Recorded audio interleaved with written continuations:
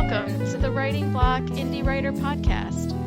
I'm Carrie Dubiel, and I'm here with Rachel Perciphone and Gio Finocchiaro. We are going to be talking about the cover design process today.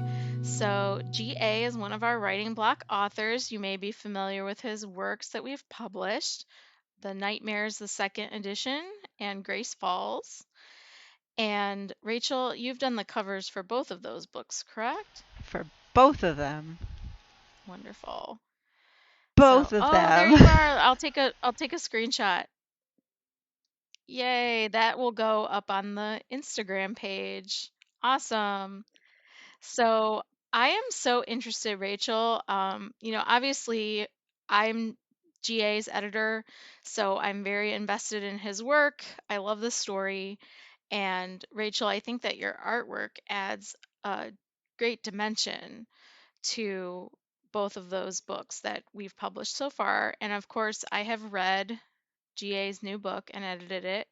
It's called The Raptor, first book of Cataclysm, and it will be out. By the time you listen to this, it will be out already. We're recording it prior to publication, but it will be out on July 27th. So I'm really excited. And so I wanted to invite both of you to be on the podcast. Rachel is, as I mentioned, a cover artist and a fantasy artist, and GA is the fantasy writer. So I thought we could just talk about kind of how this kind of a project comes together. GA, why don't I first ask you to tell the readers about this book and then the Cataclysm series, because this will be kind of new to readers, although it does have some connection with the other books. Yeah, wow, to get into any of this question, I actually have to go back about 26 years. That's when I initially had the idea for this story. I was still in high school.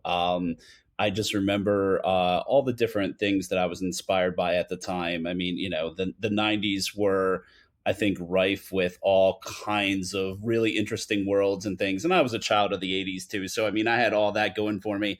And I just remember sitting there and thinking about this, this number, this 13, and all these people, all these things, these monsters ganging up on this one guy, and what this guy would do for these, for this one person that meant the world to him, and what that meant. And through time, it definitely morphed. I mean, to say that it's where it is now is where it was back then is completely not true. So, over time, I kind of like kept adding to it. And then, initially upon publishing, in fact, I've been working on the actual book part since probably for the last 14 years. So I finally got to a point where, I was like, all right, well, it's too much for one book. It needs to be like four, so I spread it out and then started plotting it from there, and then hacking to pieces the bits that I liked, and got, into the bits that I, wanted to build upon. And really that's where it came to. So, and I think you did ask about a little bit of I guess a preview of what it's about. So I should probably get into that. Technically, it's a very epic story. It's about Tony Scuro. He is just this down on his luck guy who really went through some pretty traumatic things. He lost the love of his life, and in doing so, he blamed himself and went through quite a bit of therapy and things. And here he is now 6 years later, and he is still dealing with this on an everyday basis. And he has these terrible dreams, and these dreams kind of lead him through this process of getting to this point in this dream world where he sees her dead in front of him, and the trauma of that just kind of builds and builds until he pretty much has a crack in his own psyche, and kind of goes out for the night on the town with his best friend, and weird things start happening, and then you find out he's part of this larger ordeal, this these 13 beings, these 13 mythological gods that have a reason to come after him, and he does not know why. And all he knows is that it's somehow tied into his dreams and tied into this girl that he lost years ago. And, what that means, he doesn't know yet. And so he's just trying to survive, really get through a single night at one point in time, and just get out the other side, and then kind of reestablish, what is he having a psychotic breakdown? Is he not? And what that means. And it's a really, I try to build in a lot of humor, and I try to build in a lot of, genuine,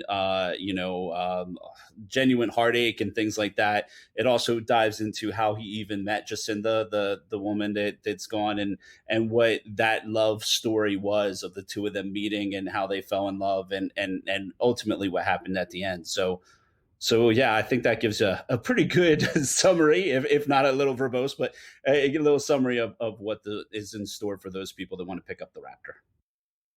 Yeah, it's so many different things. It's so atmospheric, and it's got a lot of mythology in it from many different traditions and cultures. You'll see like all these little Easter eggs if you're familiar with any sort of folk tales or fables, and um, it just like it's what I liked about it, at least the first book.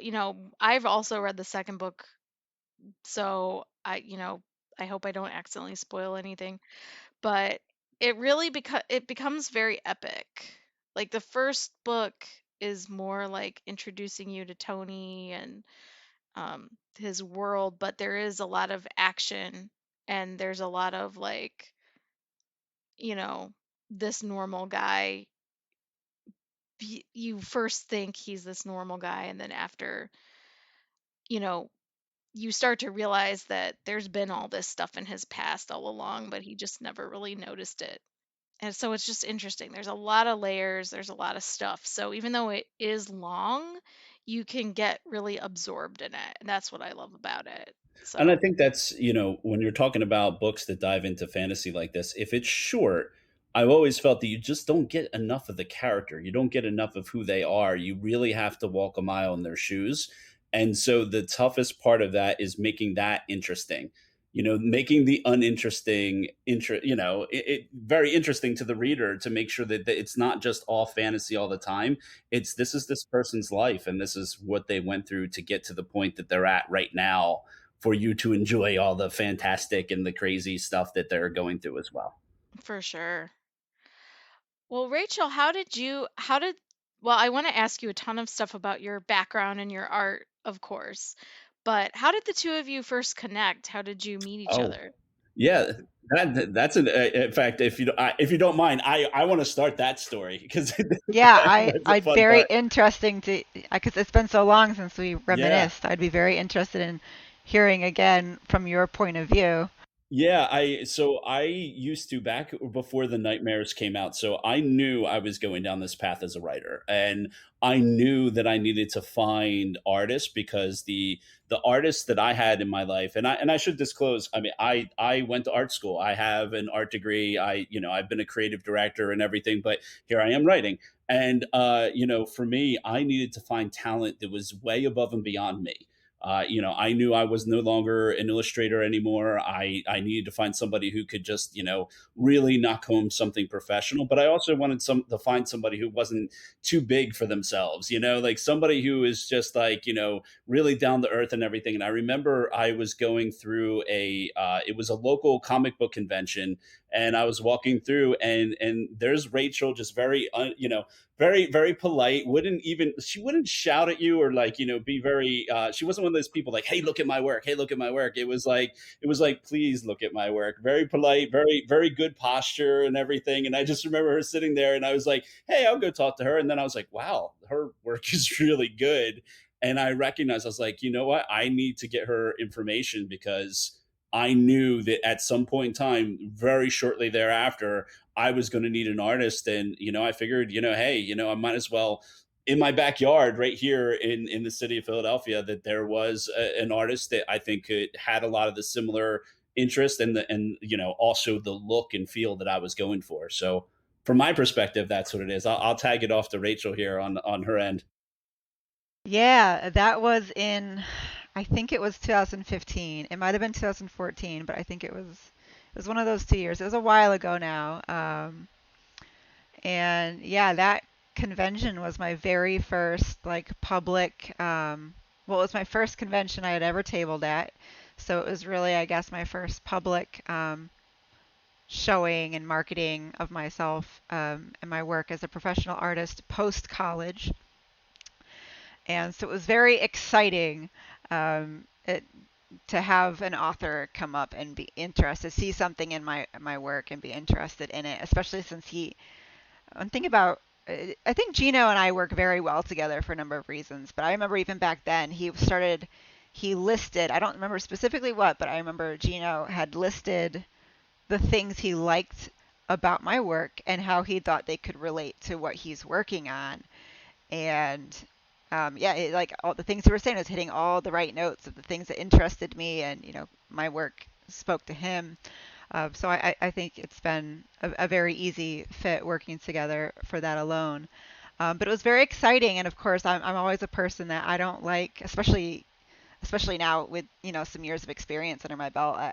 I don't get excited about anything until there's a contract and an invoice, and because until there's money on the table, it's not on the table. So I even though it was very exciting, I took it with a grain of salt. So when he did approach me again, afterwards, and he was very serious about wanting to work with me, that was very exciting because working with Gino on the Nightmares was my first non-college assignment published book cover work. It was very cool. I think there was some learning curve for both of us along the way. We actually The published cover is the second cover that was worked on for it. Super love the first cover that I was working on for it, but we both agreed after some time. He had worked on his book some more. It had changed. We both had just learned a lot, and each of our respective work had grown in the process.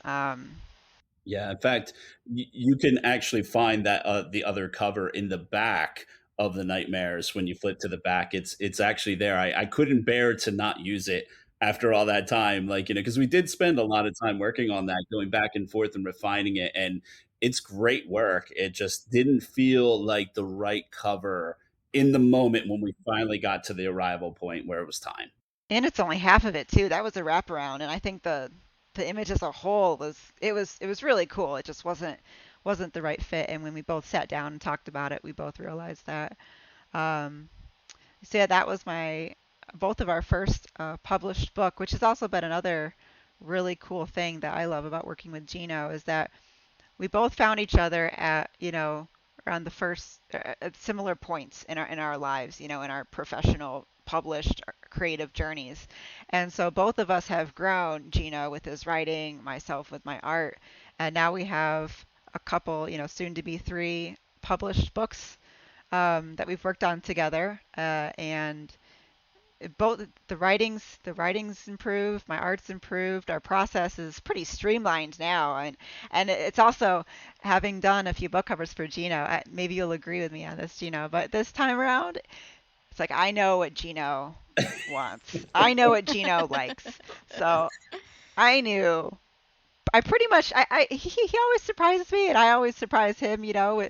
With things, especially when it's not face to face reactions. Some things are lost, in text, but um, it's it's pretty easy to anticipate at least most of the general reaction that I think we're gonna have about things. That's funny. I think that we have, it's almost similar to the publishing process with writing block. I've been an editor, I've done editing for a long time. So that part of it was, is not simple, but it's it's in me, like it's that that part of working with authors works except when an author is high maintenance, which you are not.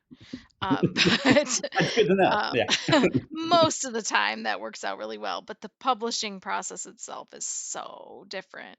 And every time we put out a new book, I something different, weird happens. So at least with the books in the Scales series, we've kind of got our rhythm going, I think. So this time I think will be easier. Yeah. Yeah, and to pick up just a little bit on what Rachel was saying about my sweet spot and everything, I didn't want to go missing on that. Like, one of the key things that she and I had talked about was that my love for old 80s book horror book and VHS covers.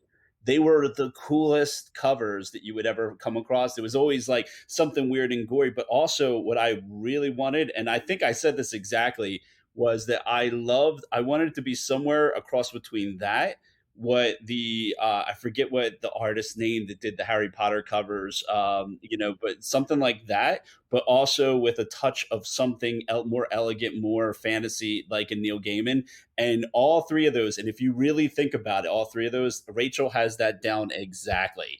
Like those three elements kind of mixed together equals exactly what the work ends up becoming. And I it never ceases to amaze me when I do get that first look back. It's always shocking. It's always like, okay, this is somebody's interpretation of what was in my head. And that initial, it is such a shock that I have to look at it for a while. And when I look at it for a while, I typically go and zoom in, and then I look at it, and then I zoom in a little more, and then I look at it. And one of the great things about Rachel's work is that the further you zoom in, the more details you see.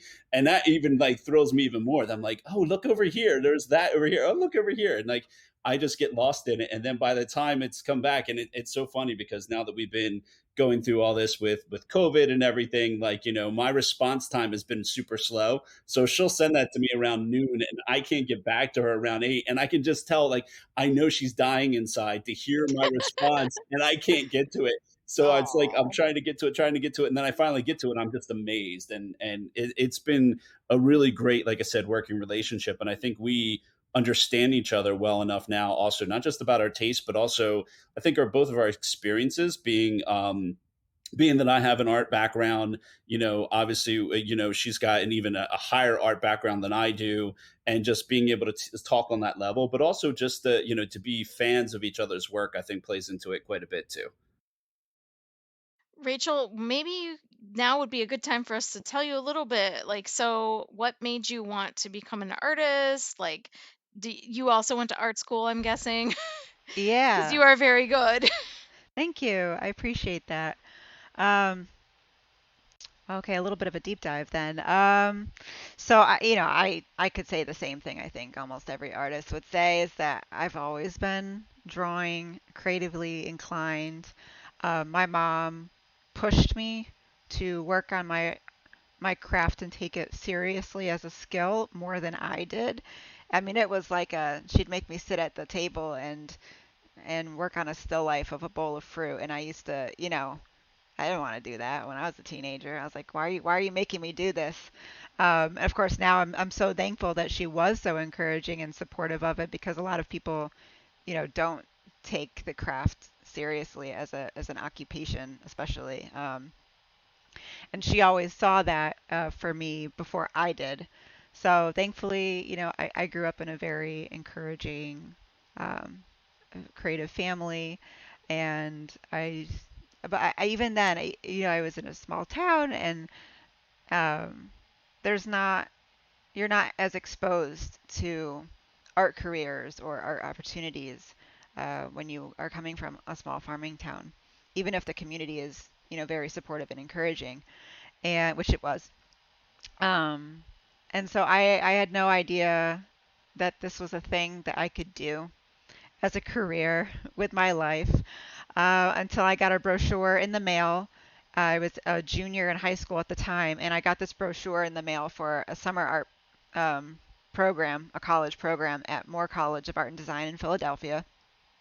It was like days before the deadline, and I had to scrape up a portfolio, I had to scrape up recommendations, and of course we had to scrape up the money.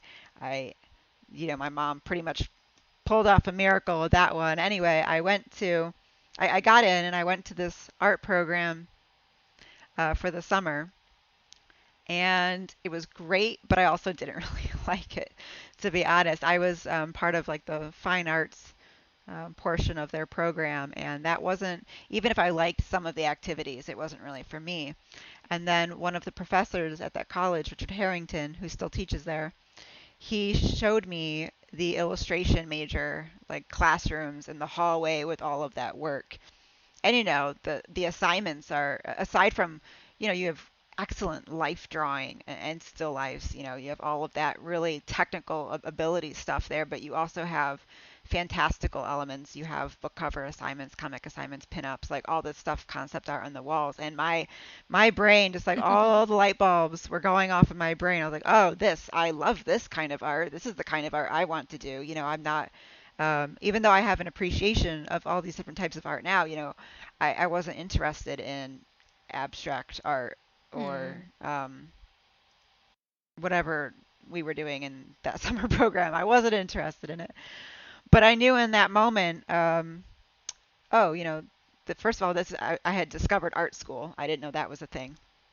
I had discovered art careers. I didn't know that was a thing, even though it's so obvious to me now. And that once that light switch had been, turned on, there was no going back for me. So instead of going to school for psychology like I was originally planning, I put all my eggs in one basket, and I ended up going to that same college, Moore College of Art and Design in Philadelphia, to get my BFA in illustration. I graduated in 2014, and that whole time, really, I think I always knew I wanted to work in publishing, book covers, comic covers, and I'm not just limited to working on cover art, but it's certainly a skill that came to me more naturally. Maybe being such a big bookworm all my life contributed to that. But even my senior thesis in college was a series of book covers.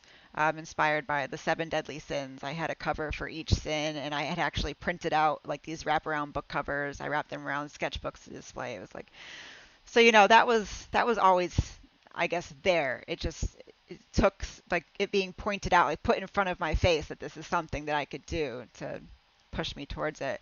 And yeah, I mean, I graduated and met Gino. And now, the past few years, I've had at least one thing come out with my art on its cover, or in the book. I've been a part of, anthologies. I've done interior illustrations, a lot of, well, mostly cover work, comics, books. Currently working on an album cover for a music composer, which is really fun. Um, but and aside from my own personal, art, I still continue to work on my own art. Fine art. I'd like to move into the gallery space eventually at some point. Um, so there's those two sides of me as an artist. There's the one side where I'm an independent artist who creates empowering fantasy art that encourages the viewer to confidently explore their own stories. And then very similarly, I take that attitude into freelance work when I create, hopefully, just as personal, empowering illustrations for book covers and anywhere good stories are to be told, really. I don't want to pigeonhole myself as just a cover artist, but Mhm. in truth, that is where I sit most I naturally. love that. That's awesome. I think that the best cover artists are those who understand the writing process. I When I worked with my artist for my book How to Remember, she's a friend of mine from she actually worked with me at the library years and years ago, and she went to school for illustration and design, and she talked to me about what the book was about, and we talked about the concept. Like, she gave me like six different concepts that were like rough sketches before we even went into anything further. So I know that I saw some of those when the two of you were starting the process out. So is that kind of where you talk first about the book, or? Yeah, yeah. In fact, to that point, I mean, one of the cool things that we did, Rachel, and you can speak a little bit more to this, actually was a questionnaire. I mean, Rachel did read the book, so I mean, that was part of it, and we did kind of talk about that, like whether or not that was necessary. I kind of felt that it was. I even provided a soundtrack. Like I put together music that I thought would be a good mood to kind of set to that. But to that point, Rachel, I mean, you put together that really great questionnaire. I don't know if you want to talk a little bit more about that and where that came from. Yeah, so I'm always doing research into better practices, both personal and for business and for art. And one of the things I recently stumbled upon on my favorite art blog, Muddy Colors, was a blog written by it was a guest contributor named Delilah Dawson. She is also someone with an art background, Gino, who moved into the writing space, so she's an author. And so it was from an author's perspective on um, things that she wishes could be communicated between artist and author when working on a book cover, which isn't always possible, especially when it's for a larger publisher. There's not always a line of communication between the artist and the author. But in any case, when there can be, such as this, uh, she wrote about a series of questions that would be good for artists to ask authors so that authors can have some input, but also without being too restricting of the artist. Um, because one thing that I've noticed about independent authors almost across the board is that since it is so personal to independent authors, and especially since a lot of them are self-published and with working with their own budgets, they it's their baby, and a lot of authors or creatives want, control over every detail, or they want to see every single detail exactly as they imagined or wrote about it. Everything in the kitchen sink on the cover. And that's not necessarily what works best for cover art. I have this phrase I like to say, I may have told you before, Gino, is that um, the pages inside the book tell the story, but the book cover is supposed to sell the story. So it's a little bit of a different ball game. And the illustration, it's cover art. It serves a very specific purpose and should be designed and thought of as such. So this questionnaire, which I mostly used all the questions that came from this blog post, although I did modify it a little bit. There are things like, what would you like to see on the cover? What would you like to see not on the cover? What are three specific details? Only three specific details that you want to see. That are important to show for the main character, and that most importantly, what is the core of the book? Give me like the one sentence, maybe two, that really just brings home the essence of the story and what's most important to convey. Because I feel my role as a cover artist, like I said, I'm not directly telling the story, but I am trying to illustrate the mood of it, so people can look at it and kind of be curious. But when they look at it, they know what genre it is. They know what kind of story generally it is, without giving away obviously too much. But that's the most important thing for me as a cover artist. I feel is to illustrate the core of it in a very alluring, appealing kind of like, what's that book on the shelf? I'm going to pick that up and look at it and hopefully buy it and read it kind of way. And so these questions allow for the author to have a voice in the process and to say what is most important to them. And it gives, by limiting it to three details or whatever, it also gives the artist room to do what they do best and sort of interpret for the purposes of the cover and have a little bit of their own voice in the matter too. Mhm. That's awesome. Now that you mentioned that questionnaire, I did do one for my other cover artist, who's Caitlin Platt, who is actually a writing block member, and she writes and does her own covers, which I am like totally in awe of that talent. I edited her second book and I'm just like, wow. I can't even imagine. Like, I struggle with writing. I can't even imagine having both of those skill sets. It gives you like, and to that point, if even if I had that ability, I think that I would still go with having an artist and everything, because to me it almost takes like I said, I think there's an invaluable lesson there about having somebody take your work and interpret it for you, because then you see it's a mirror, it's a reflection of what the work is. It's a little bit out of your own bubble, if you will, because I do think that a lot of times when we write in a vacuum, and even when we do get a lot of people to read our work and give us their feedback, if it's not somebody who's completely outside of that bubble, they're probably going to tell us a lot of what we already want to hear, and so I think from this perspective, this is like a whole different set of, this is my visual bubble being burst, basically, the Rachel could give me that accurate feedback of what it is, that how she saw it and how she saw the characters, and the different moods that came out of it, that it's her interpretation, which I think makes me inspired even to go further. Like, and that's the other thing too. I think that if you really get a good symbiotic relationship with your cover artist, that you can almost spurn each other on a little bit. Like, it's like, I'm going to write this really great thing to see your great visuals, and then your great visuals are going to really inspire me to keep going. And I think that's sort of, what we've developed here, is that, that's the kind of relationship. And I don't plan to go to anybody else, for any of my covers, as long as I'm writing. I don't plan to go anywhere else. I think I really want to have it so that if somebody looks at the whole thing all together on a table, it all looks like it goes together. I appreciate you, Gino. I'm also I Yeah, love that. super happy that you are happy with your covers. Obviously, that's very important. That's awesome. absolutely. So I would, I felt privileged to be part of that conversation when I saw the first sketches, and it was really hard to say which one I liked the best. So it seemed like there were specific details about the Raptor that you focused on, and maybe the both of you could talk about that, and how did you go from those concept sketches to the one that was the final? I know there was even some more iterations in between that.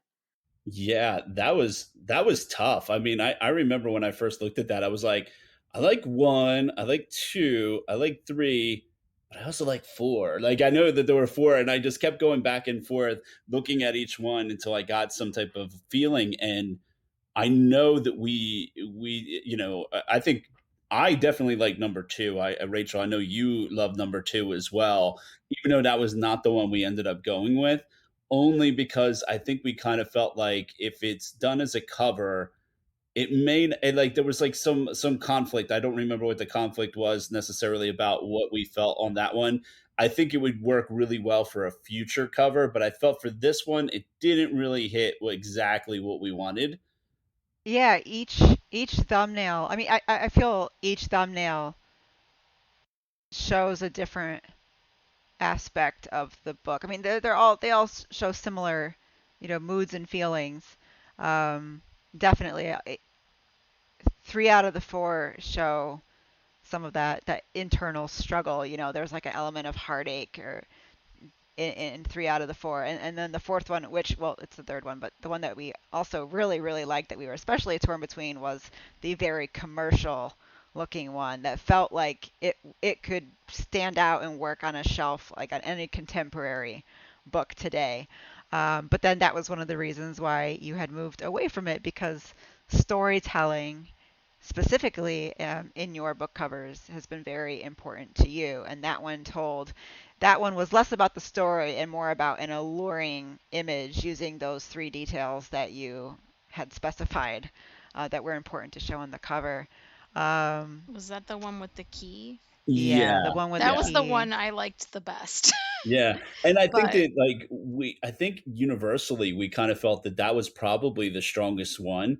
But when we look back at it, and the one key thing was, I kept saying to myself, I want all my book covers to look like they go together, and that one would have felt like it stood out, like as in an oddball amongst the rest. And I think symbolically, like yeah, it was exactly what we wanted. But I think to Rachel's point, what we ended up going with, what felt more like what the storytelling, the visual storytelling, that you're going to get a glimpse into exactly what you're going to get when you open this cover.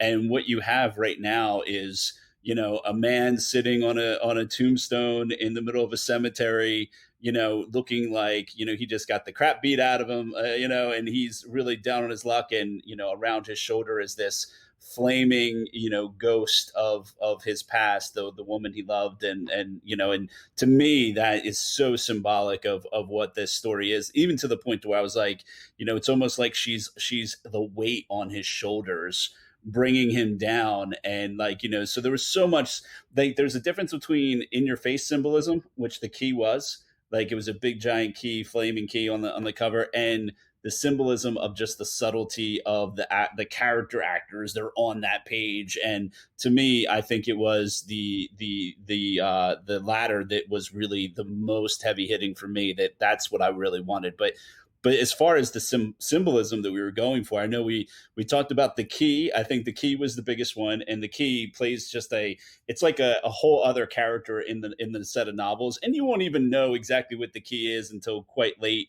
in the whole process, because once you get the information about what the key is, that's not really what the key is. Wait for book 3 and 4 for that. But like, just a little foreshadowing there.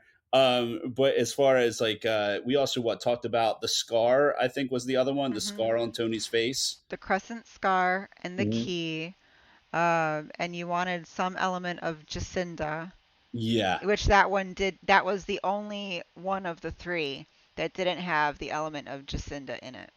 yeah, It yeah, was the that's most right. The key. commercial. Yeah, it was the most commercial one. It was the most commercially appealing visually, but it was the one with the least amount of, I guess, like heart in it, like the heart of Yeah, the story, That one was selling the book, but you really like a balance yeah. between telling and selling on the covers, which is great because then I have more fun painting it that way too. Yeah.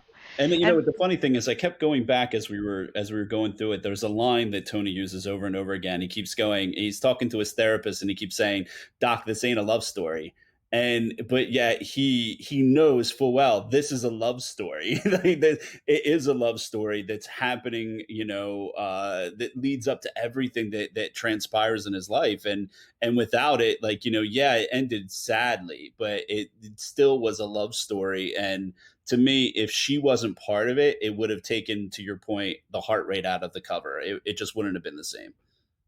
and you also, like you mentioned earlier in your writing, or so maybe Carrie, you mentioned it. One of you mentioned how there's a lot of Easter eggs in your Mm-hmm. storytelling and with folklore and all that, which is right up my alley. My work's heavily inspired by mythology, fairy tales, folklore, Mm-hmm. all that kind of stuff. And in those types of covers that you typically choose for me to work on, it's the ones that give me the most opportunity to put in, all the Easter eggs that I also enjoy putting in my work. Like you said, the more you look at it, the more little details you notice, and the further a reader gets in the book, the more things they will recognize or relate to on the cover. So I think that's another thing that both Gino and I like in our respective works, and the book as a whole, is something that will catch your eye at the get-go.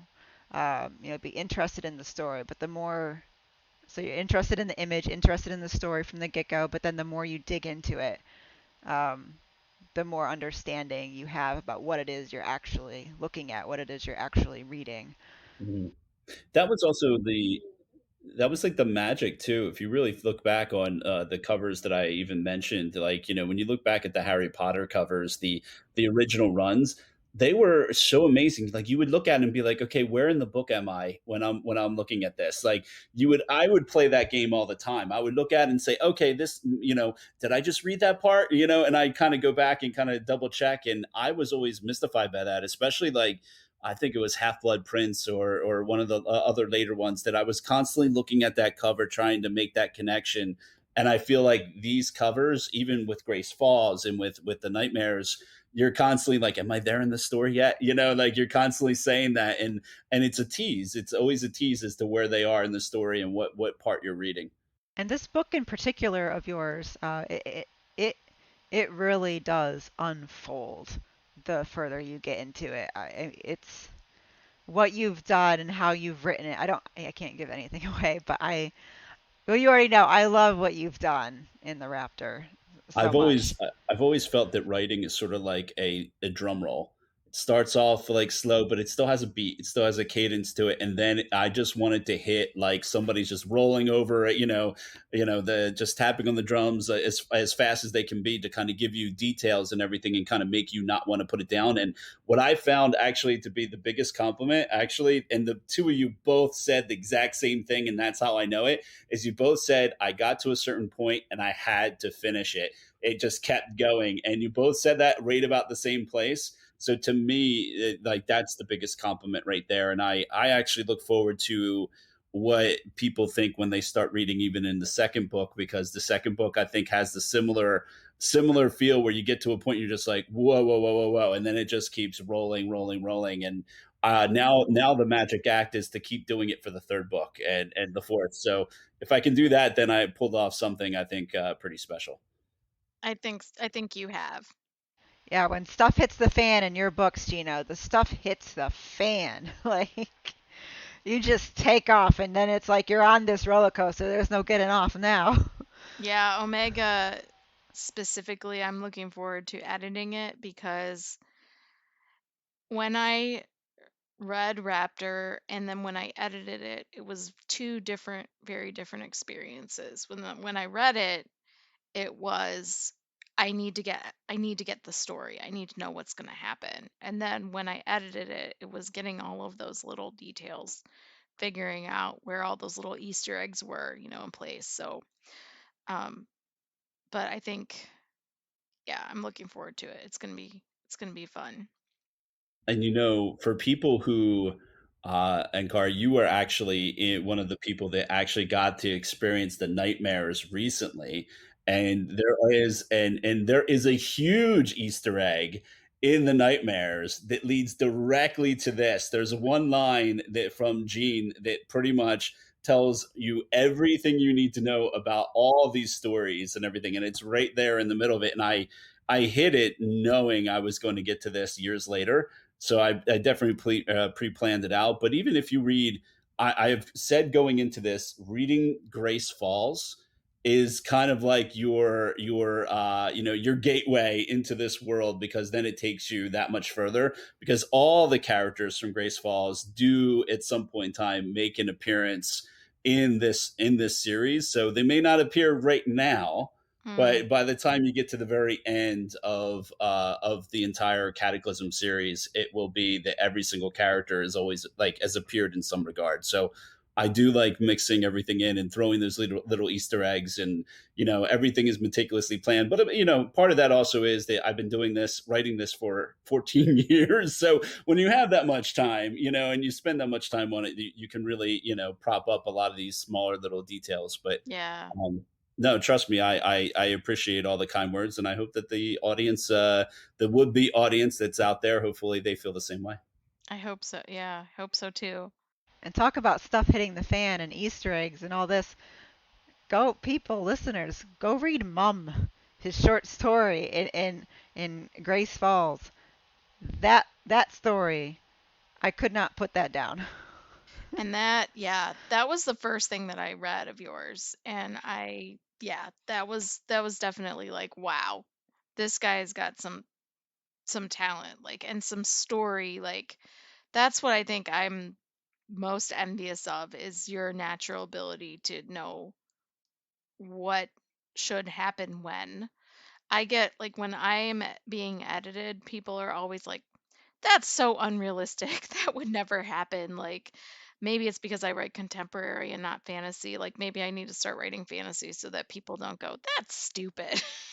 They read my stories. But plot is tough. And I think the fact that you've talked about it or you've thought about it for 14 years and 26 years, really, I mean, that says a lot. But it is cool, like when you read even the short story that's in the Passageways anthology that we did, Bogey. um there are things in Raptor that I was like, oh, I remember this, or in the Nightmares, oh, I remember this, so it just some really cool stuff. Gino's um really building a fleshed out universe. yeah. I really want to make those people. There's a coworker of mine. She's a really big fan of the Stephen King Dark Tower series, and like she and I have had these conversations, and I have never read it, but I am a huge fan of the idea, and it's on my to do. I'll get to it Yeah, eventually, me but too. it's like the It's so idea of, long. yeah, and it's like all the intricate web that he kind of spun, and to me, I was just like, yes, please, that's exactly what I want to do. I want to have this intertwined universe that everything touches each other, and to that point, I think the intersection between the written word and art has to, that's part of it. Like I think, if you open up any of my books, there's always artwork inside, symbolism. I made a map for Grace Falls, and things like that. And I think, like I said, from the cover and to the very end of the book, I wanted it to be an experience that you were definitely, diving into my world, and this is what it is. And I think that, I remember I was talking to people after the Nightmares first came out, and I was like, so what'd you think of the book? And they were like, oh, it was great. And then I was like, so what'd you think about the interstitials, the little things that I put in there? And in the Nightmares, there's these little interstitials about, like, articles that take place, like fantastic articles, and some of them were pretty ridiculous, and it was meant to be silly, it was meant to be funny, in a way. And they were like, oh, I didn't really get them, and I was like, read them again, and like, and I was trying to push it because, like, I'm dropping so many clues, and I think I want people who really appreciate world building to really get in there and start looking at it, because there are things in there that, if you're really careful and you really kind of look at it, you're kind of getting what I'm doing 3 books ahead. So it's definitely all part of the experience, and wanting to take you along on this journey together with me. That's cool. I loved that. I loved those. And like when I showed them to my husband, I was like, "Look at how cool these are." And he was like, "Oh, that's neat." Like that those interstitials were what made him actually interested in picking the book up. So if you just flip through a book and you see cool art, I don't know, have what was the name of that book? Plain Bad Heroines. Have you guys heard of Plain Bad Heroines by Emily Duncan? Emily No. M no, that might not be the right name. Danforth. Emily Duncan's different author. Emily M. Danforth. And that I listened to her talk. That's a traditionally published book, but I listened to her talk about how they made that book, and it's a doorstopper. It's like 800 pages. And I loved that book, and the illustrations are absolutely amazing. And they add that extra dimension that, like, if you were to just pick it up, be like, okay, this looks like a cool story, but then when you open it up and you see the drawings, and in that book, the theme was bees, like the bees were a problem in the book, and you have to read the book to know why, but that, you see it and you see these gorgeous pictures of gardens, and but you know that there's something evil lurking underneath it. Like it's just really cool. So I'll put Mhm. that in the show notes as another book to look at if you want to see how art and writing come Yeah. together. And one of the I'm even like, I actually have a good friend who actually took my art our author photo, and she and I have been talking about doing other little kinds of, like, photos for interiors in the book.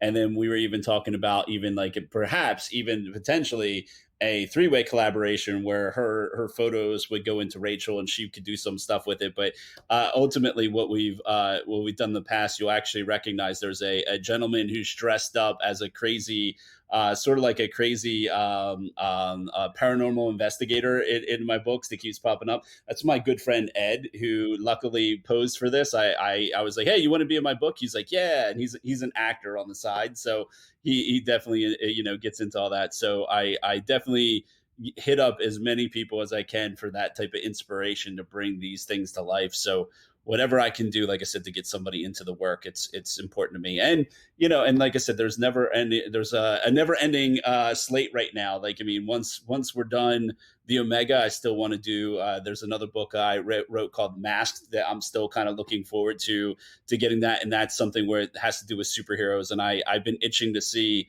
Rachel's take on the superheroes in my world, and see what she comes up with as well. Very Yeah, I got to excited get for a move that. on reading that one too. It's okay. Hey, lockdown got me extra creative Yeah. here. Well, I've been on a roll with my book, so I'm like I'm trying to just get the words down so that I can go back and like do some of my other projects, but I'm just like I don't want to, you know, I don't want to lose the hot streak. But I've read like probably the first 60 pages, and I I kept thinking of it when we did our superhero podcast with Matt, Harry, and Mike Chen a couple weeks ago because they kept talking about superhero stuff, and I was like, "Oh, Gina would be great on this podcast, but the book's not out yet and I haven't even Yeah, finished it." So like it was I will once the book is out, I will look forward to hearing, your take on superheroes. But we're actually getting close to our time. This has been a really cool conversation. So I wanted to ask both of you to well, I wanted to ask really quick. I'll ask really quickly first what your advice would be for authors who want to work with a designer and vice versa. And then I'll ask you to tell the listeners where they can find you. sure. Rachel, I don't know if you want to go first. Um, Speaking to authors, well, maybe I'm a little biased, but I feel strongly that, well, anyone, if you want something done and presented well, you should work with people who know, what they're doing, and are specifically skilled in the particular things, especially if you are not. So I would say it is worth it. If you believe in your product, it is worth it to invest in that product. Find an artist whose work you love, whose work you could see representing your own book, your own story, and then be prepared to have a decent budget for it, and to just know that that money will be well spent, because you will want a cover, like I said, that will sell the book. You will want a cover that will convince people to pique their curiosities enough to want to read the book, especially when on social media, that's a very visual marketing platform. Um, when people are browsing ebooks, or they're looking at Barnes and Noble or the local bookstore on the shelves, from little thumbnails to full-size printed books, it's the cover image that is going to grip people. People are not perusing book descriptions on barnesandnoble.com or Kindle. Uh, so, I do think that it's worth it to truly invest in yourself, in your book, by investing in the art that's going to represent it on the cover of your work. And also, from an artist perspective, work with your artist. In theory, the artist that you choose is good at what they're doing. If they're good at what they do, they have good ideas. Um, and if you work with someone who you know should be professional, then they will work with you just as much to make sure that your thoughts and what you want to be portrayed comes across. Mhm. Yeah, and then from my perspective, I'm going to say this almost like a joke, but it's not a joke. But if you end up finding an artist and they pull out a contract, that is a great sign that they are the level of talent that you're looking for. The fact that they have their stuff together enough to actually draw something like that up, a contract to make sure that all parties are meeting, the expectations. To me, that is a sign, just one, of professionalism. But again, it's another layer of that is what you need, to find an artist. Again, it's not going to come cheap. They are, masters of their craft, like you are a master of your craft. And I think the respect has to go both ways there. You have to really respect them for their time. This is what they do, and you really have to respect that what they can give you back is going to make your book meet that next level of expectation. So it's definitely about finding somebody like that, but also about finding somebody you can work with. I think that's key. To have a good rapport, be interested in the same things. If you have a chance to, like I did, to almost feel like, as a friendship, getting to know Rachel and everything like that, like, they to me that was really important as well. Like, I do consider Rachel a good friend, and that's something that how I mean, obviously, when we met, that wasn't the case, but we knew that this was a journey that was something that we both kind of wanted to take together, and and that I felt that she could, like I said, represent my work very well, and and it would help her also get out there to the world, and show off what she has. So I think that, like I said, for the most part, if you're talking about what an author should look at, it's all those things. It's, can you work with them? Are they the type of person that you want to work with? Are they professional? Do they have, do they present themselves professionally? And again, it's, if the work speaks for itself, all these other things have to fall into place as well. Cool. Well, why don't the both of you, especially since we want people to find you, we want people to find Rachel, we want people to commission you for more book covers, and Gino, we want more people to buy your books. So tell our listeners where to find you. Um, yeah, I guess I'll go. So my portfolio website, my online shop is rachelpersiphone.com. Hopefully, maybe we can put that in the show notes or something. I know my name's kind of unique. Thank you. Um, yeah, so rachelpersiphone.com, and you can find links to all of my social media pages on there. You can follow me on social media if you're interested in learning more about the behind the scenes of my work, what I do, the process, additional information about how I create book covers and work with authors to create book covers. I have a Patreon that you can subscribe to for monthly updates, looks into my studio, behind the scenes, what I'm working on, and that is patreon.com/Rachel Persephone. Again, the link is on my website. And my email's on there too. So if you're an author and you have any questions about the process, or if you're interested in working with me on a book cover, shoot me an email. And for me, if you're looking for anything that has to do with me and my work, you can look me up at gafino.com. There you can sign up for my newsletter. You can find all my books. You can even get some behind the scenes stuff as to the Scales series and all that, what all that means. Read up a little bit about that. You can also on there get a free audio book that I put together for Quibbles, which is a short story that I did the whole thing. It's like a radio show, so you can get that for free as well. Listen to that, and from there you can find me on all different types of social accounts, all through my website. So definitely check it out. Thanks everyone for listening to the Indie Writer Podcast. We appreciate all of you, and we want to thank the indie author and writing block communities for the continued support. You can find us on Twitter, Instagram, or Facebook, or at writingblock.com, no K. Remember to subscribe, share, and tell your friends. Thanks everyone, and happy writing.